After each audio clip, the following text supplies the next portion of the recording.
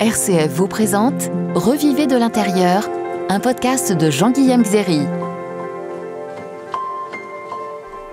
Heureux de vous retrouver pour un nouvel épisode de ce podcast Revivez de l'intérieur, au cours duquel j'essaie de vous faire connaître les pépites des pères du désert en termes de vie intérieure.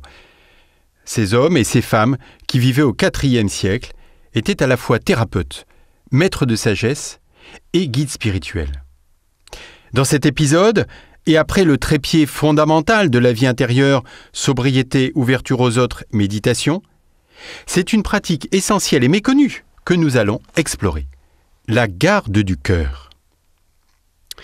Comme psy et coach, je reçois de nombreuses personnes en prise avec une addiction, plus ou moins marquée. L'une d'elles, addicte aux écrans, m'avait dit « Ça va trop vite pour moi, je n'arrive plus à lever la tête du guidon et maintenant, je ne suis plus qu'en mode survie. » Nous avons déjà jeté l'encre sur 3 des bases fondamentales de l'art de vivre des pères du désert, propices à notre développement intérieur. La dépollution, ou sobriété. L'ouverture à l'autre, ou solidarité. Et la méditation, ou enracinement. Il y en a une 4e, qui consiste à être un peu plus maître chez nous. Concrètement, à prêter attention à tout ce qui nous passe par la tête. C'est ce que les pères appellent la garde du cœur.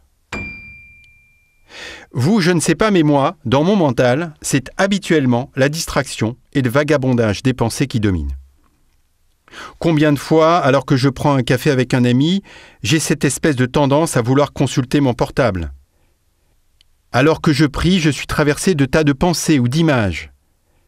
Et être dispersé, c'est non seulement fatigant, mais aussi ça déséquilibre la vie intérieure.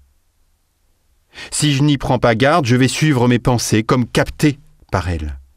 Et ça aura au moins 2 conséquences. 1, je serai moins présent à ce que je vis et avec qui je vis.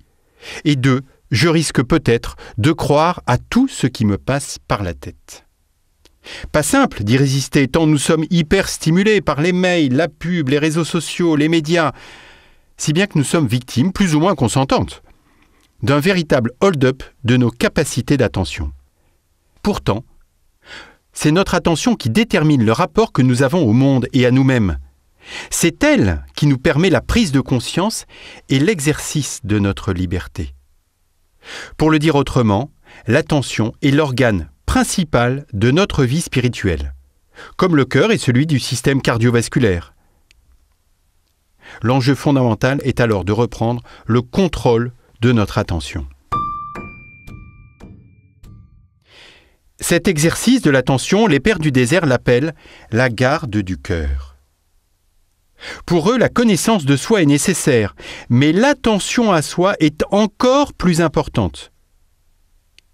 D'ailleurs, leur grand commandement est « Observe-toi toi-même » ou encore « Sois attentif à toi-même ». Attention, il ne s'agit pas de se regarder le nombril, mais d'observer ce qui se passe en soi. Chez les pères, le grand spécialiste de l'attention est Basile de Césarée. L'analogie qu'il fait nous aidera peut-être à mieux comprendre de quoi il s'agit. Je le cite. « L'attention est aux êtres humains ce que l'instinct est aux animaux. » L'attention est aux êtres humains ce que l'instinct est aux animaux. Façon de nous dire qu'il y a autour de l'attention un enjeu de survie. Pour la mettre en pratique, il recommande la garde du cœur, en grec nepsis, qui signifie la vigilance ou bien l'attention. Cette notion était tellement vitale dans leur pédagogie qu'on surnommait les pères du désert les pères neptiques. En pratique, le conseil est donc l'attention à ce qui se passe dans notre cœur. La garde du cœur, c'est d'abord une mobilisation de notre attention intérieure. « Sois attentif à toi-même, sois le portier de ton cœur », nous dit Évagre. Si je reprends ma tendance à venir consulter mon portable alors que je prends un verre avec un ami, la garde du cœur m'aidera à observer ce mouvement intérieur plutôt qu'à d'être pris, voire possédé par lui. Et plus tôt je me rends compte que je suis traversé par cette envie, plus il me sera plus facile de la reporter à plus tard. Attention, la garde du cœur, cette vigilance intérieure, ça n'est pas un examen de conscience. Premièrement, elle se fait en continu, c'est-à-dire à toute heure et pas à un moment particulier de la journée. Deuxièmement, la garde du cœur se fait en direct, c'est-à-dire au présent, au fur et à mesure de ce qui advient. Elle n'est pas une relecture que l'on fait a posteriori d'actions ou de pensées passées. Et troisièmement, elle est une curieuse et délicate observation de ce qui est, alors que l'examen de conscience est davantage de l'ordre de l'exploration. Si je résume, mon mental, dans son fonctionnement normal, est traversé par des pensées, des ruminations, des émotions, des anticipations. Mon intériorité dispose d'un organe essentiel, l'attention. Je peux l'utiliser comme une vigie pour mon intériorité, pour m'aider à discerner parmi toutes ces productions mentales, celles qui me sont favorables et les autres, pour ne pas les suivre aveuglément. Alors, vous le savez maintenant, j'aime bien vous proposer une petite invitation.